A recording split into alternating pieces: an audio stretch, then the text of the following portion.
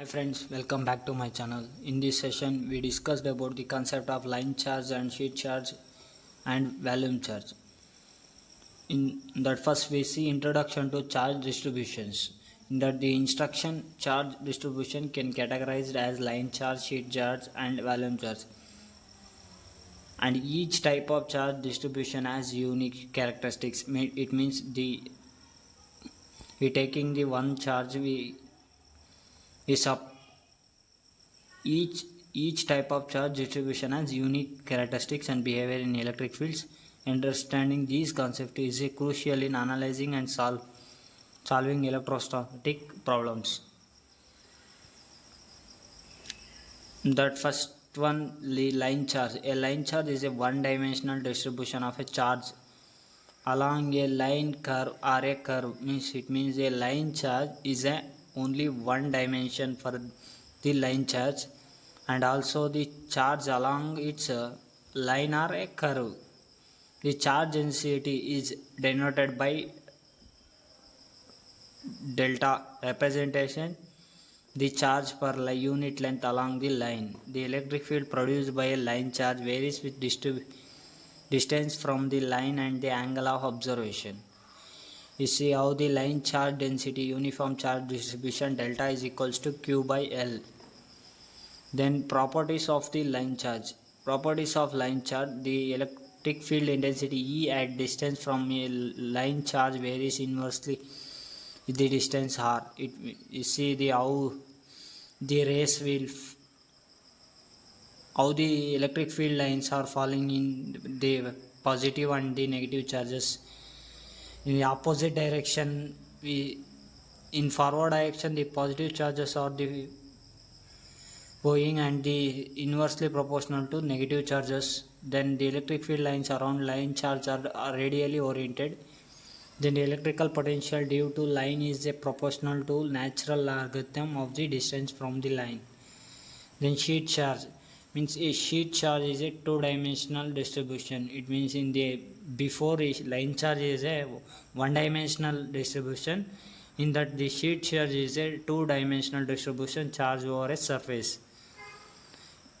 Then the charge density sigma represent the charge per unit area of surface. The electric field produced by a sheet charge is a constant, is magnitude and direction above below the sheet.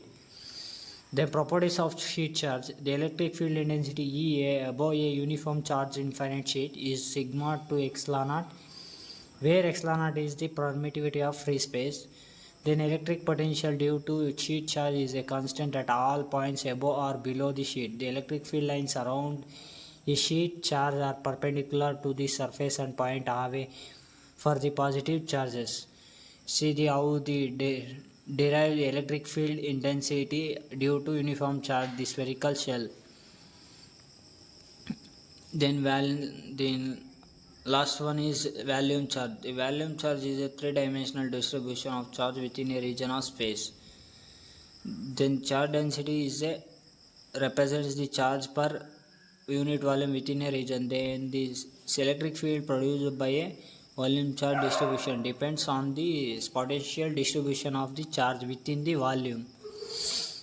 We see how the volume charge density, the charge sphere of volume V, infinitely charged element of volume dV and the charge dq.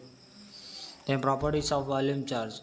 The properties field intensity E at a point within a volume charge distribution is determined by the charge density sigma as a rho as a at the point. The electrical potential due to volume charge distribution depends on the spatial variation of the charge within the volume.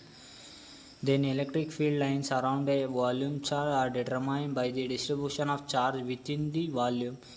You see how the electric field intensity due to linear distribution at location R0 means ER 1 by 4 pi epsilon naught, and integration of L means line charge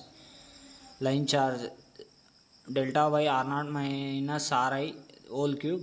Then in the R0 minus Ri. Then electric field intensity due to surface distribution means it is the surface charge by 4 pi epsilon naught sigma Ri ds R0 R.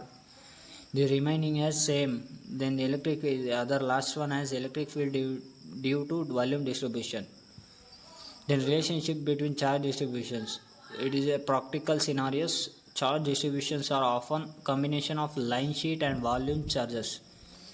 Then the superposition principles allows for the distribution of the electric field and the potential due to multiple charges distributions.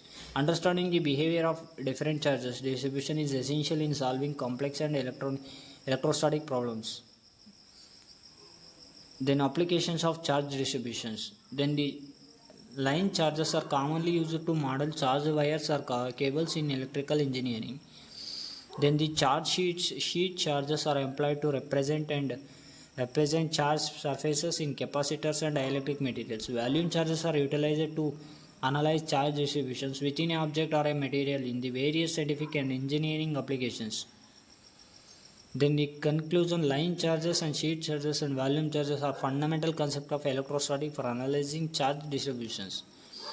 It means each type of charge distribution has distinct properties. Means then we taking any charge like line charge, surface charge, volume charge, take when it can distributed along it as distinct properties and behaviors in electric fields. Understanding and applying these concepts are essential in solving electrostatic